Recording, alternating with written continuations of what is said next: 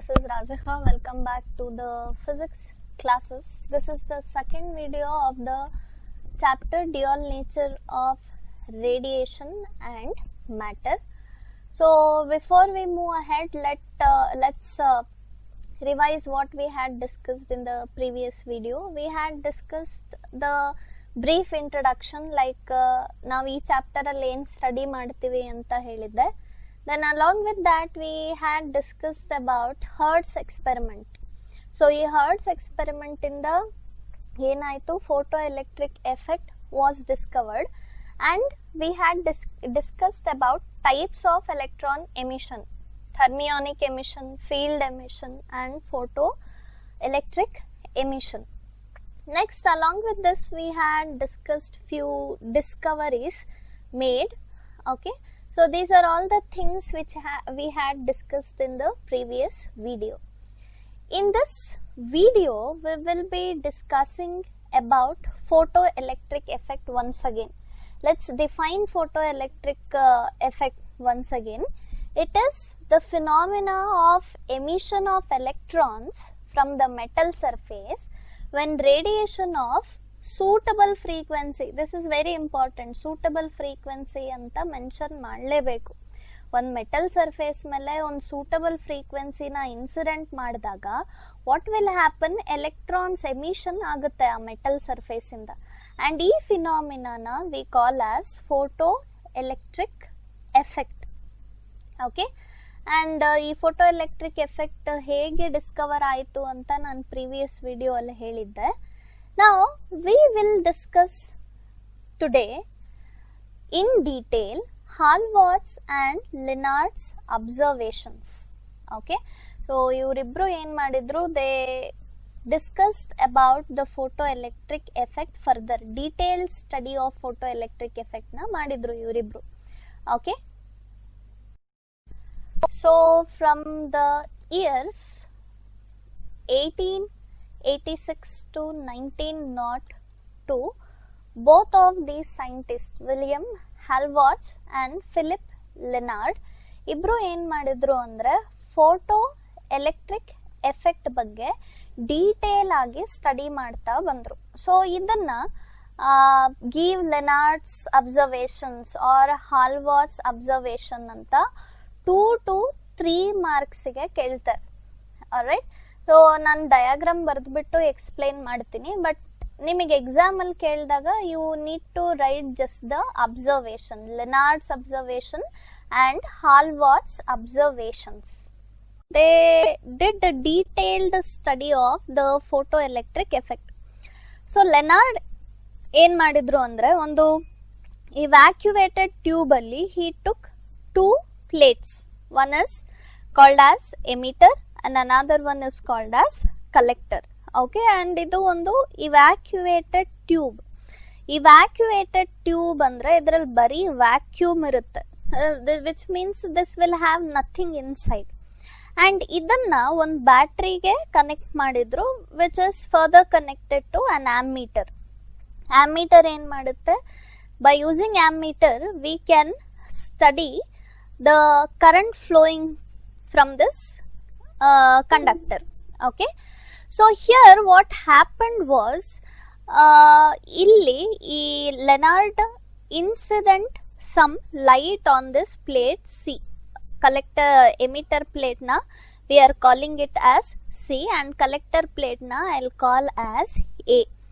So potential difference na apply ಮಾಡಿದಾಗ initially illi no current was flowing. Initially what he did, potential na supply ಮಾಡಿದ್ರು and he observed ammeter was showing zero deflection. ammeter zero deflection ತೋರಿಸ್ತಾ ಇದೆ ಅಂತ ಹೇಳಿದ್ರೆ current flow ಆಗ್ತಾ ಇಲ್ಲ ಅಂತ ಅರ್ಥ. ನೆಕ್ಸ್ಟ್ ಈ ಎಮಿಟರ್ ಪ್ಲೇಟ್ ನ ನೆಗೆಟಿವ್ ಪೊಟೆನ್ಷಿಯಲ್ ಅಲ್ಲಿ ಮೇಂಟೈನ್ ಮಾಡಿ this was expose to UV light. ಅಂದರೆ ಈ ಪ್ಲೇಟ್ ಮೇಲೆ, ದಟ್ ಈಸ್ ಎಮಿಟರ್ ಪ್ಲೇಟ್ ಮೇಲೆ UV ರೇಸ್ನ ಇನ್ಸಿಡೆಂಟ್ ಮಾಡಿದ್ರು.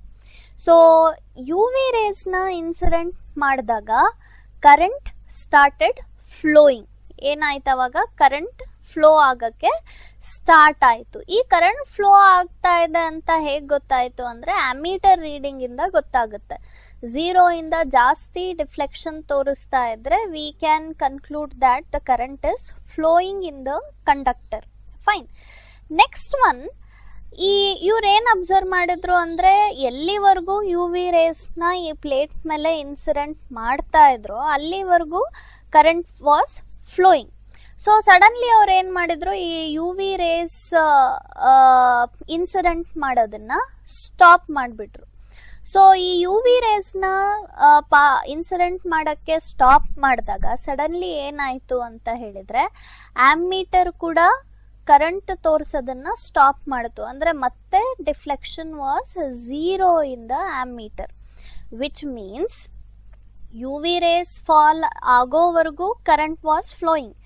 ದೆನ್ ಅಗೇನ್ ಯಾವಾಗ ಯು ವಿ ರೇಸ್ ನ ಸ್ಟಾಪ್ ಮಾಡಿದ್ವೋ ಆವಾಗ ಮತ್ತೆ ಕರೆಂಟ್ ಕೂಡ ಸ್ಟಾಪ್ ಆಯ್ತು. ಫೈನ್. ಅಂಡ್ ಇನ್ನೊಂದು ಅಬ್ಸರ್ವೇಷನ್ ಏನ್ ಮಾಡಿದ್ರು ಇವರು ಅಂತ ಹೇಳಿದ್ರೆ, no current flows when the frequency of incident radiation is less than threshold frequency. ನಾನು ಹೇಳಿದ್ದೆ ಲಾಸ್ಟ್ ಕ್ಲಾಸಲ್ಲೇ, ಲಾಸ್ಟ್ ವಿಡಿಯೋದಲ್ಲೇ. ಸಪೋಸ್ ಈ ಪ್ಲೇಟ್ ಓಕೆ ಎಲೆಕ್ಟ್ರಾನ್ಸ್ನ ಎಮಿಟ್ ಮಾಡಬೇಕು ಅಂತ ಹೇಳಿದ್ರೆ ಇದಕ್ಕೆ ಯಾವುದೇ ಲೈಟ್ ಕೊಟ್ರು ಎಲೆಕ್ಟ್ರಾನ್ಸ್ ಎಮಿಟ್ ಆಗಲ್ಲ.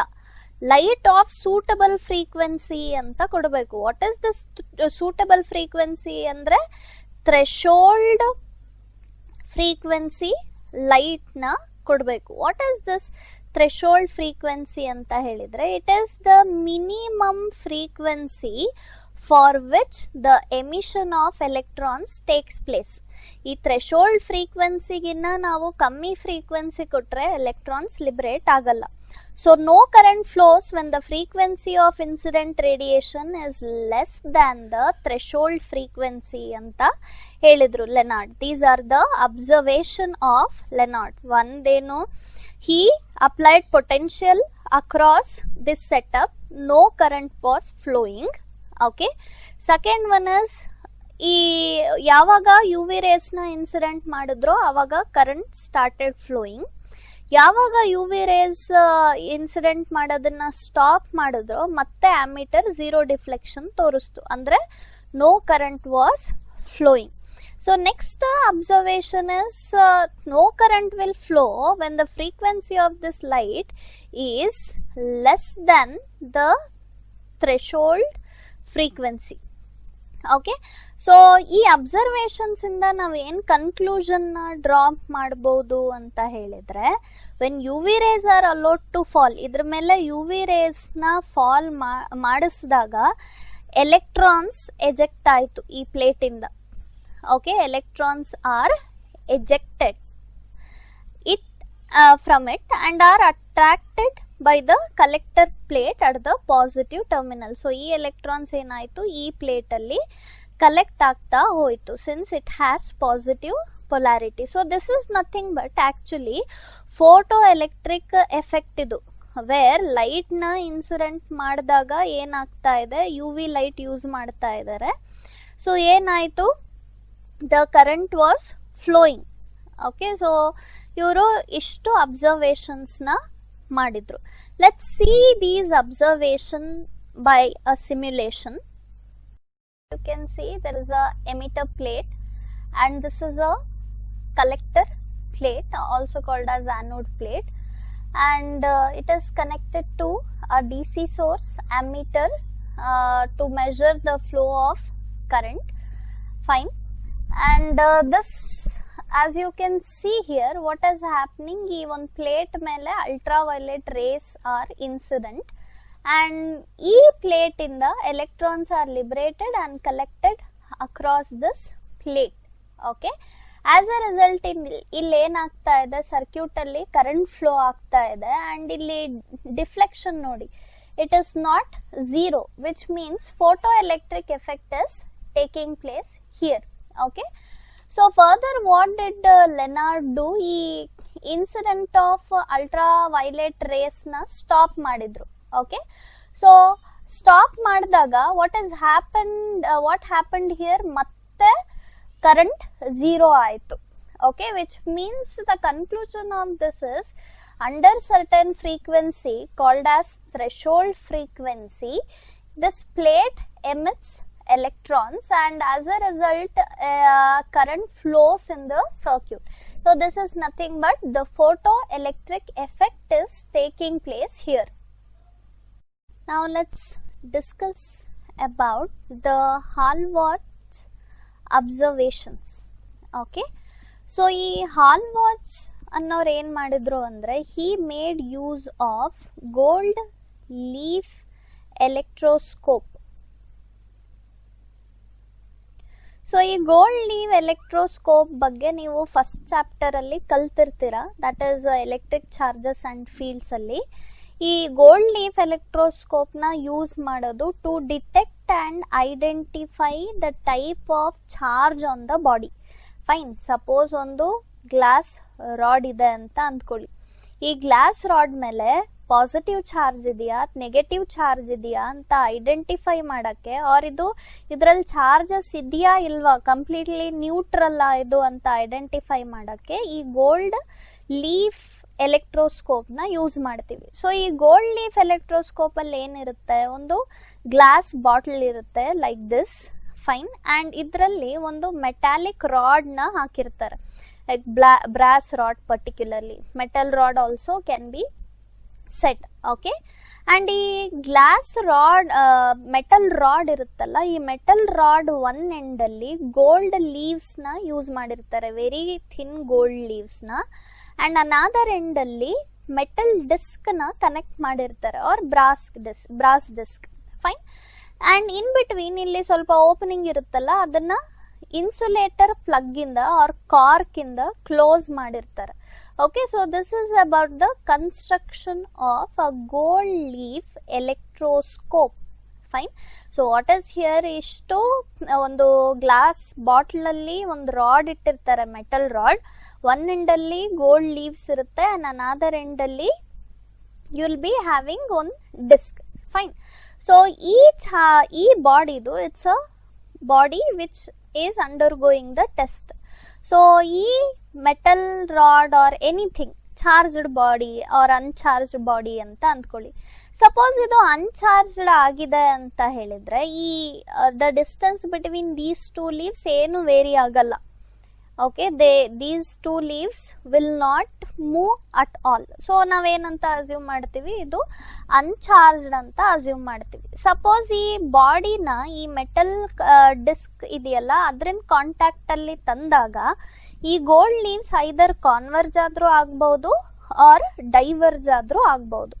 So depending upon convergence or diverge ಆಗೋದು ಅಂದ್ರೆ ಈ ತರ.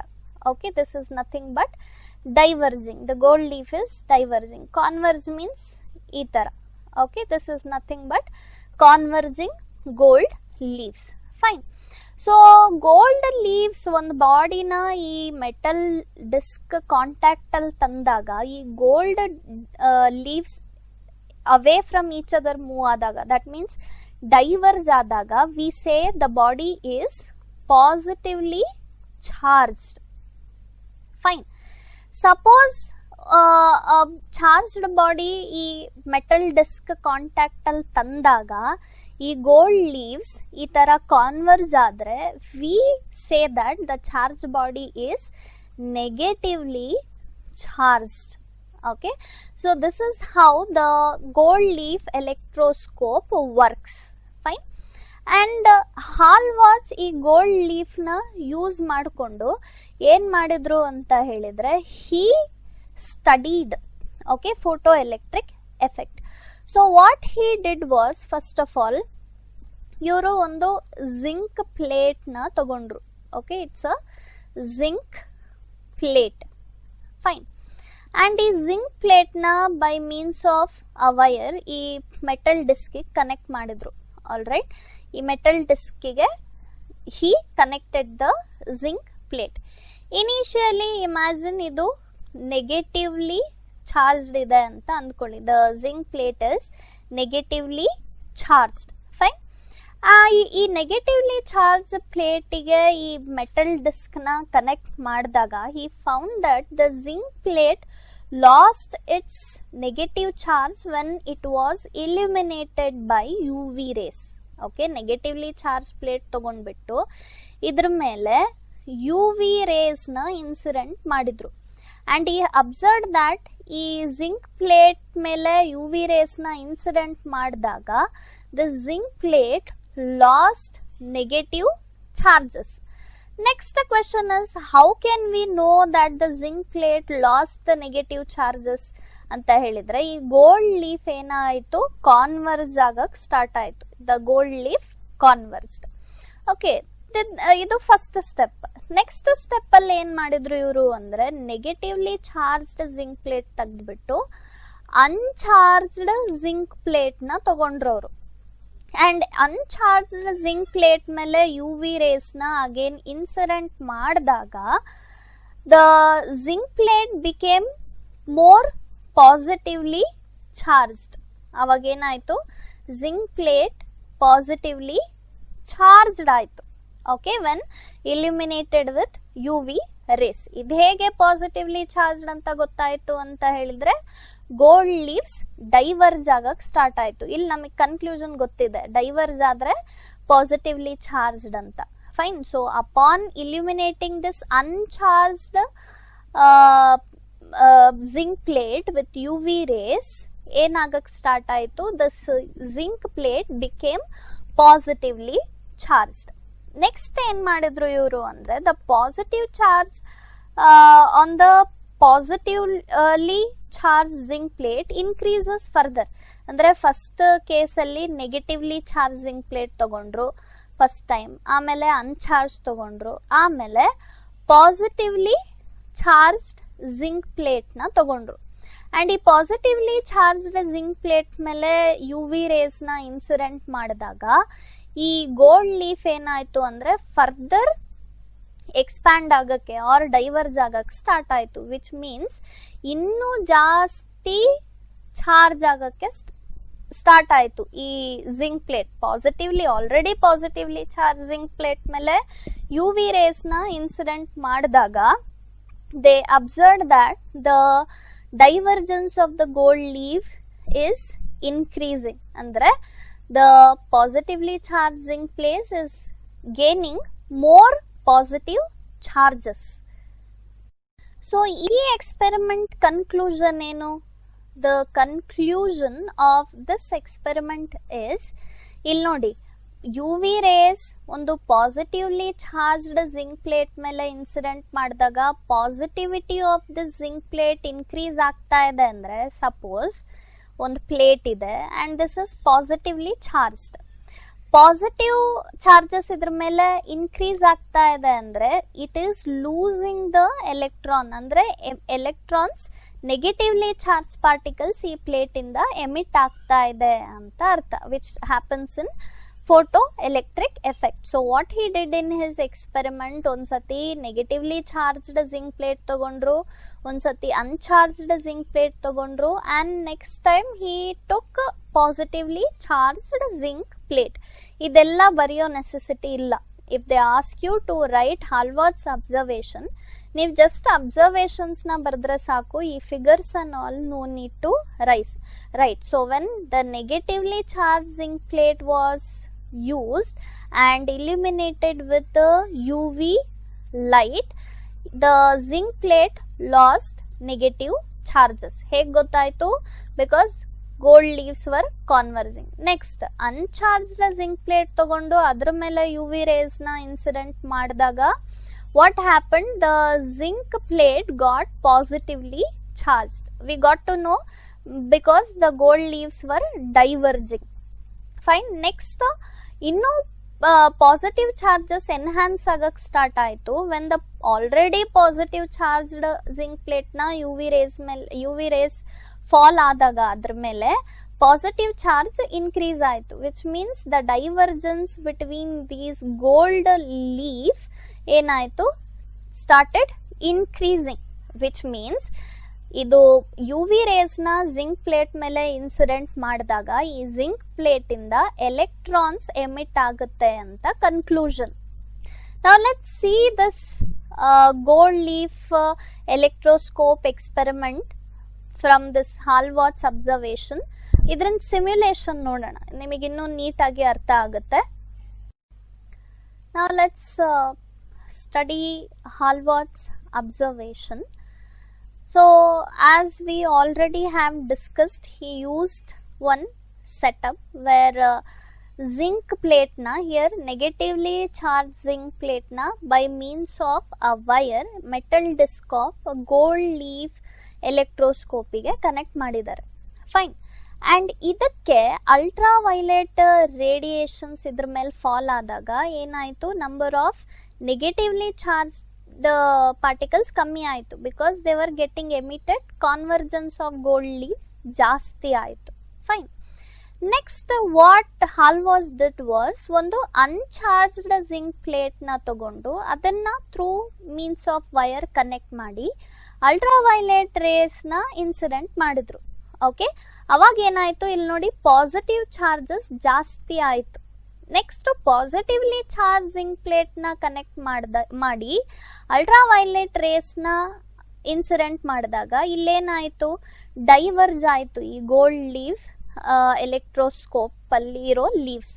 So these are the 3 observations. First ಅಲ್ಲಿ ಅನ್ಚಾರ್ಜ್ಡ್ ಇದೆ, next positively charge, then the negatively charged zinc plate na use ಮಾಡಿ 3 observations he made, and all the observations says electrons are emitted from the zinc plate. So ಇವ್ರ ಇಬ್ಬರದು conclusions ಏನು ಎಕ್ಸ್ಪೆರಿಮೆಂಟ್ದು ಅಂತ ಹೇಳಿದ್ರೆ, metal ಸರ್ಫೇಸ್ನ ನೀವು certain light ಇಂದ illuminate ಮಾಡಿದಾಗ electrons ಏನಾಗುತ್ತೆ, ಲಿಬರೇಟ್ ಆಗುತ್ತೆ. ಆ್ಯಂಡ್ ಈ ಲೈಟ್ದು which should have a minimum frequency called as threshold frequency or work function ಅಂತನೂ ಹೇಳ್ತೀವಿ. The minimum energy with electrons get emitted is called as the work function. See, there are some metals like zinc, cadmium, magnesium, then all these metals respond only to ultraviolet light, which means ಇದರಲ್ಲಿ ನೀವು ಇದನ್ನ just visible light ಇಂದ illuminate ಮಾಡಿದಾಗ ಇದರಿಂದ electrons liberate ಆಗಲ್ಲ, ಅಂದ್ರೆ photo emission will not take place, because these are only sensitive to the ultraviolet light. Next materials are metals like lithium and sodium, potassium, caesium and rubidium, ಇದೆಲ್ಲ ಏನು ಅಂದರೆ they are sensitive to visible light also, which means ನೀವು ordinary light, visible ಲೈಟ್ನ incident ಮಾಡಿದ್ರೂ ಕೂಡ ಈ ಎಲ್ಲ metals ಏನು ಮಾಡುತ್ತೆ, ಫೋಟೋ ಎಲೆಕ್ಟ್ರಿಕ್ ಎಫೆಕ್ಟ್ನ ಎಕ್ಸಿಬಿಟ್ ಮಾಡುತ್ತೆ, which means emission of electrons, photo emission take place. Fine. So I was telling you about threshold frequency and work function. So ಇದನ್ನೆರಡನ್ನೂ ಕೂಡ 1 ಮಾರ್ಕಲ್ಲಿ they can ask you to just define, okay, define work function or threshold frequency ಅಂತ ಹೇಳ್ತಾರೆ. ನಾವು suppose ಒಂದು metal surface is there, okay, this is the metal surface, and ಇದರಲ್ಲಿ ಏನಿರುತ್ತೆ, electrons will be bound to the metal surface, they will not be free to move.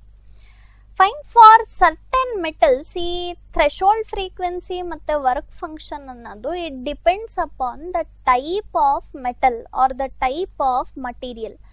So any light will not emit electrons from any metal surface. Condition ಏನು, ಈ light should have the threshold frequency, which means one materialಗೆ ಒಂದೊಂದು value of threshold frequency and work function ಇರುತ್ತೆ. For certain metals, suppose the electrons will emit with certain energy, ಯಾವಾಗ ಅಂದ್ರೆ they should have enough energy to overcome the forces in the metal. ಆ ಕೇಸಲ್ಲಿ ಮಾತ್ರ electrons liberate ಆಗುತ್ತೆ. So this threshold frequency is defined as the minimum frequency with which the electrons emit from the metal surface is called as threshold frequency. Work function anta helidre, this work function is actually, see, these electrons must possess certain minimum energy to emit from the metal surface. So the minimum energy required for an electron in the highest level of the conduction band to get out of this metal is called as work function. These two things are very important. So for certain metals ನೀವು visible light ನ incident ಮಾಡಿದ್ರು ಕೂಡ ಏನಾಗ್ಬಿಡುತ್ತೆ, electrons emit ಆಗಕ್ಕೆ start ಆಗುತ್ತೆ, which means they have lesser value of work function. For certain metals you need to incident ultraviolet rays only, ಅವಾಗ ಮಾತ್ರ photo emission start ಆಗುತ್ತೆ, which means ಆ ಕೇಸಲ್ಲಿ work function is actually more. This is about the threshold frequency and work function. So in today's video we had discussed about photoelectric effect again. Photoelectric effect na ನಾವು ಮತ್ತೆ define ಮಾಡ್ಕೊಂಡ್ವಿ. Then we had discussed about Hallwards and Lenard's observation. ಇದನ್ನ 2 to 3 ಮಾರ್ಕ್ಸ್ಗೆ ಕೇಳ್ತಾರೆ. Just ಅಬ್ಸರ್ವೇಷನ್ಸ್ನ ಬರಿಬೇಕು. Okay, they had studied the photoelectric effect in detail. Next we had discussed about the threshold frequency and work function. This was all for today's video class. Next class alli we will again study about photoelectric effect in detail by an experiment. So till then keep studying. Thank you for watching. If you get any doubts you are free to ask. Thank you.